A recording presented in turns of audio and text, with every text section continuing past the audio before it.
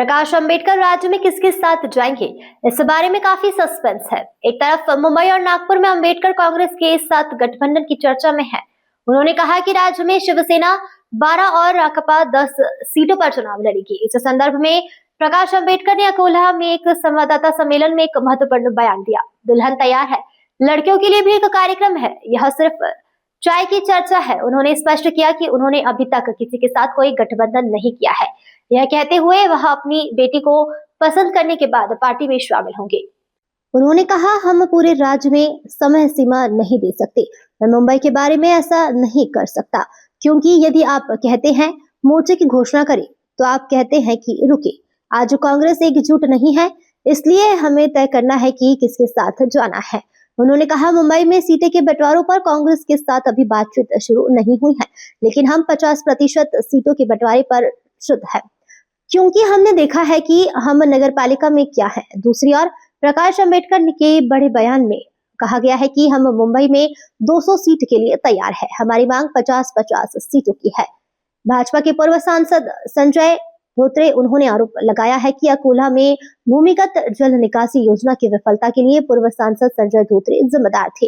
संजय ने इस योजना को लागू नहीं करने दिया, केंद्र को पत्र लिखा था। उन्होंने आरोप लगाया कि अजित पवार ने बीएमसी से 350 करोड़ रुपए की हेराफेरी की। उस समय अजित पवार ने मुझे फोन किया और बताया कि उन्होंने बारामती को पैसे ट्रांसफर कर दिए हैं।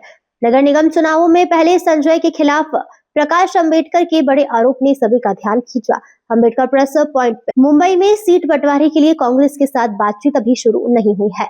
ठाकरे भाइयों का फॉर्मूला बन गया है, सब शांत हो गए। अकोला में भूमिगत जल निकासी योजना की विफलता के लिए संजय धोत्रे जिम्मेदार है।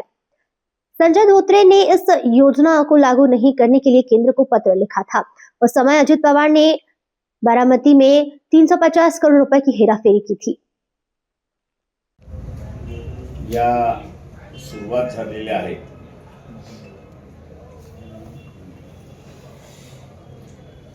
अकोला महानगरपालिकेच्या निवडणुकीमध्ये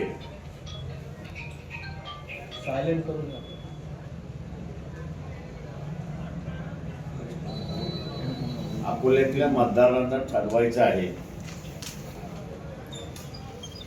की त्यांना घाणीत राहायचं आहे का, मच्छराच्या शहरामध्ये राहायचं आहे का, आणि अविकसित शहरामध्ये राहायचं आहे का, याचा निर्णय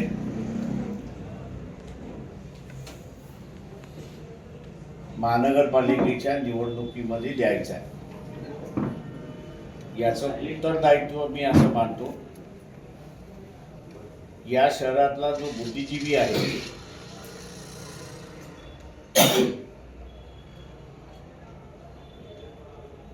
त्याच्याच बरोबर डॉक्टर आहे, इंजिनियर आहे, प्राध्यापक आहे,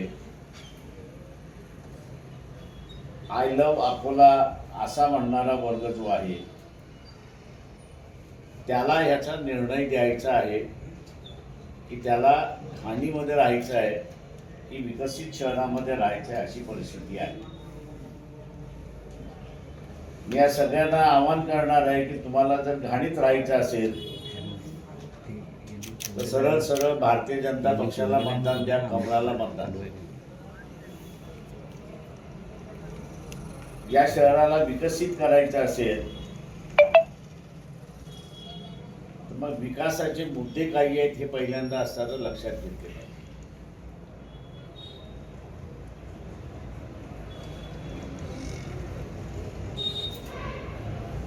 या शहरामध्ये ज्याची गरज असे राजकारणातला भाग मी नेहमी म्हणत असतो, तुम्हाला राजकारणामध्ये यायचं असेल तर पहिल्यांदा कबूल केलं पाहिजे की तुम्ही टार्गेट होणार आहात, चांगलंही होणार आणि वाईटही होणार। त्याच्यामुळे हा मुद्दा तुम्हाला दोन ठेवूनच राजकारणामध्ये राजकारण करावं लागतं।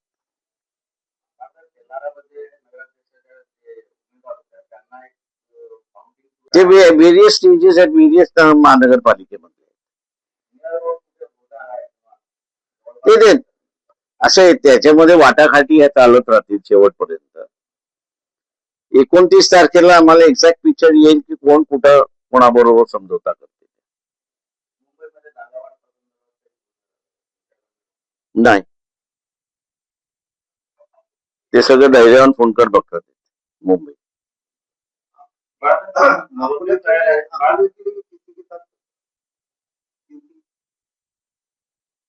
अभी तक तो किसी का प्रस्ताव नहीं आया है.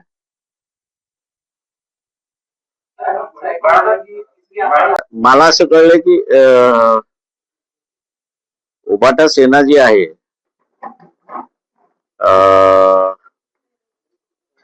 त्यांचं सेटल झालंय असं मला कळलंय.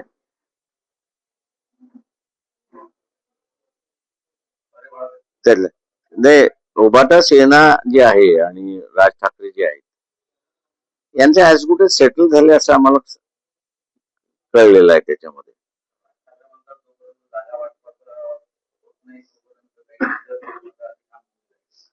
हो, ते पण त्यांचं ठरलेलं आहे माझ्या अंदाजानं. म्हणजे फॉर्म्युला ठरलेला आहे की किती किती घ्यायचा. ते एखाद्या दुसऱ्या सीटवरनं वादावादी होत राहणारच. आमचा संबंध नाही त्याच्याशी. त्या माझ्या पत्रावरती सुरुवात झालेली ती इन्क्वायरी आहे 16 कोटीच्या संदर्भात. म्हणून मी सांगतो की आम्ही सरळ म्हटलं इथल्या घाणीत राहायचंय लोकांना, त्यांनी ठरवावं. त्या घाणीमध्ये हे करप्शनही आलं. अकोल्यातल्या जनतेने ठरवायचं आहे की त्यांना घाणीमध्ये राहायचं आहे की त्यांना असणारं व्यवस्थित शहर डेव्हलप करून पाहिजे. आज बुलढाण्यासारखं शहर डेव्हलप झालं पण अकोल्यासारखं शहर डेव्हलप झालं नाही. ते लोकांनी ठरवायचं आहे.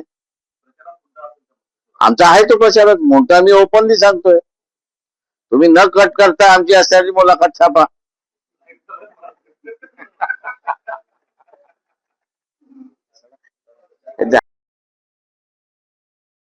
दोष द्यायचा असेल कोणाला, आता आजारी आहेत पण नाव सांगतो त्याच्यामध्ये, तुम्ही असणारा धोत्रे साहेबांना तुम्ही असणारा त्याचा दोष द्या.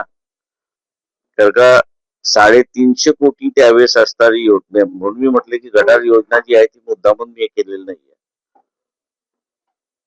जी ज्याचा मास्टर प्लॅन असणारा सेंट्रल गव्हर्नमेंटनी करून दिला होता आपल्याला, आणि त्याच्यातले 350 कोटी रुपये त्यांनी आपल्याला सँक्शन दिले होते, आलेही होते आपल्याकडे अकोला महानगरपालिकेत. पण खासदारांनी पत्र दिलेलं आहे आणि ते मी त्यावेळेस हे केलं होतं की अकोल्याला गटार योजना नको. आता मी काही खासदार नव्हतो, धोत्रे साहेब इथले खासदार होते, त्यांनी असणारं ते पत्र दिलं. आणि ते पत्र दिल्यानंतर अजित पवारांनी फायनान्स मिनिस्टर असल्यामुळे त्यांनी बारामतीकडे ते पैसे वळवले. मला फोन करून सांगितलं प्रकाश तुमचे पैसे मी पळवले, आणि त्यांनीच मला ते खासदाराचं पत्र दिलं मग हातात. आणि आताची जी योजना आहे ही अनवर्केबल आहे, तिला रिवाइज करावं लागेल अशी परिस्थिती आहे. आणि त्याचं नव्यानं मास्टर प्लॅन तयार करावं लागणार आहे. त्याच्यातला सगळ्यात मोठा फ्लॉ सांगतो की अपस्ट्रीमला डिस्पोजल दाखवलेला आहे. आता अपस्ट्रीमला डिस्पोजल तुम्हाला दाखवायचं असेल तर त्याला पंपिंग करावं लागतं.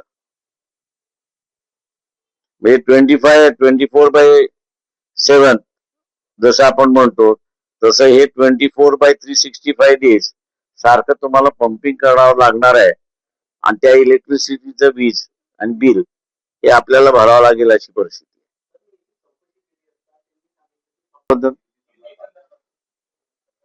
मी जसं म्हटलं ना की आम्ही राज्यभर डेडलाईन देऊ शकत नाही आहोत.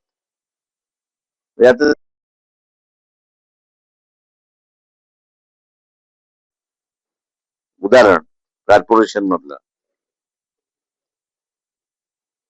काँग्रेस एनसीपी एकत्र जात नाही. त्याच्यामुळे आम्हाला चॉईस करायचं की काँग्रेस बरोबर जायचं की एनसीपी बरोबर जायचं. एक स्टेट वाईज आम्ही लाईन घेऊ शकतच नाही आहोत.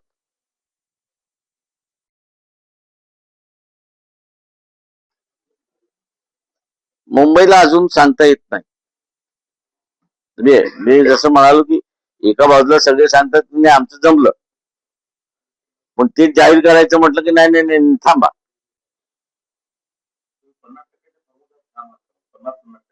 कशाचे? कुठल्या? हो.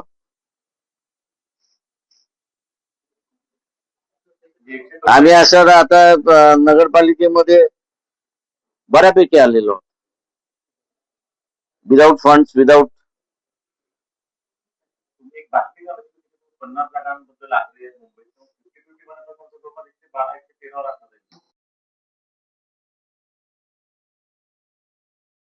मुंबईच्या तयारीमध्ये आहोत.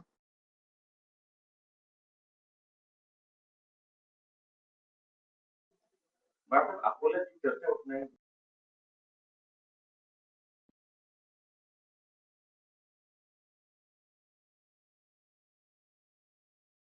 विचार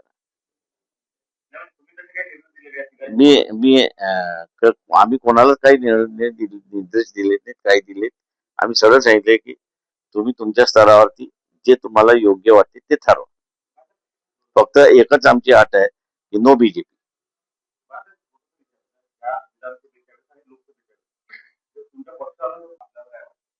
बाहेर पोलिसांनी चौकशी करावी की त्याला तो आकडा कसा काढला काउंटिंगच्या वेळेस.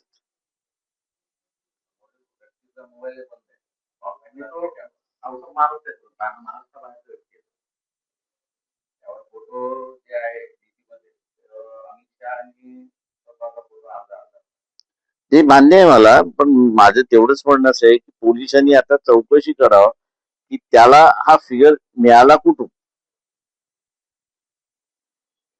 आणि पोलिसांनी चौकशी केली तर कोर्टामार्फत आम्ही त्याला चौकशी करायला लावणार.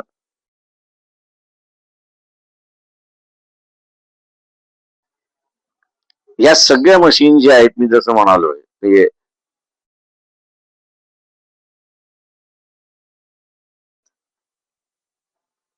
जिथे जो उमेदवार समजा 200 मतांनी जिंकून आलेला आहे, असं धरा की फॅक्च्युअली तो 2000 जिंकून आलेला आहे.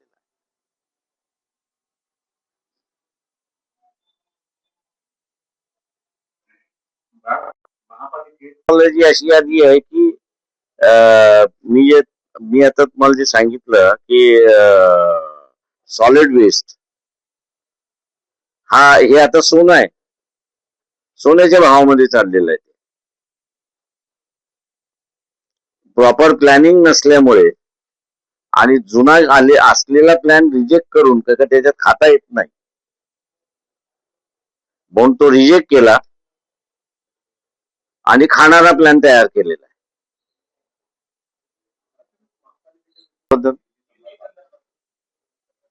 मी जसं म्हटलं ना की आम्ही राज्यभर डेडलाईन देऊ शकत नाही आहोत.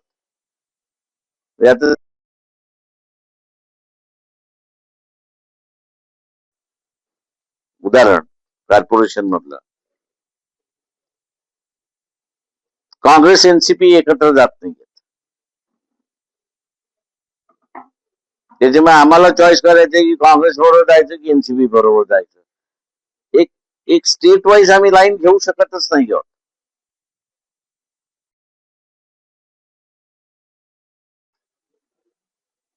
मुंबईला अजून सांगता येत नाही. मी जसं म्हणालो की एका बाजूला सगळे सांगतात की आमचं जमलं, पण ते जाहीर करायचं म्हटलं की नाही नाही नाही थांबा. अब आप भी बन सकते हैं सिटीजन जर्नलिस्ट, लड़ सकते हैं अपने हक की लड़ाई.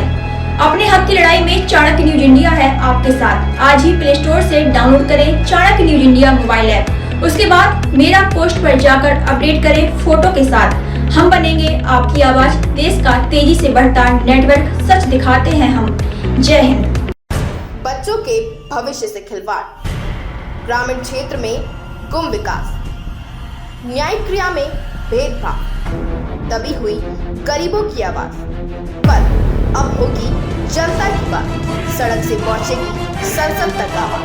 सिर्फ सुन सरकार. देखिए चाणक्य न्यूज इंडिया पर. खबरें जो आपको सीधे जोड़ती हैं हमसे, जिनका आपकी जिंदगी पर होता है सीधा असर। खबरों की वही तस्वीर,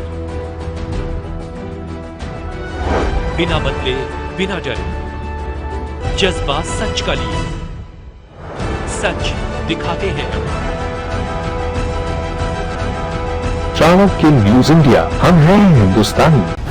कटेंगे तो कटेंगे। आज देश इनसे कह रहा है तुमसे नहीं हो पाएगा। Can you understand the ignorance? We are not looking for your admiration. आपको अपना काम करना पड़ेगा। राजनीति देखिए चाणक्य न्यूज इंडिया के साथ।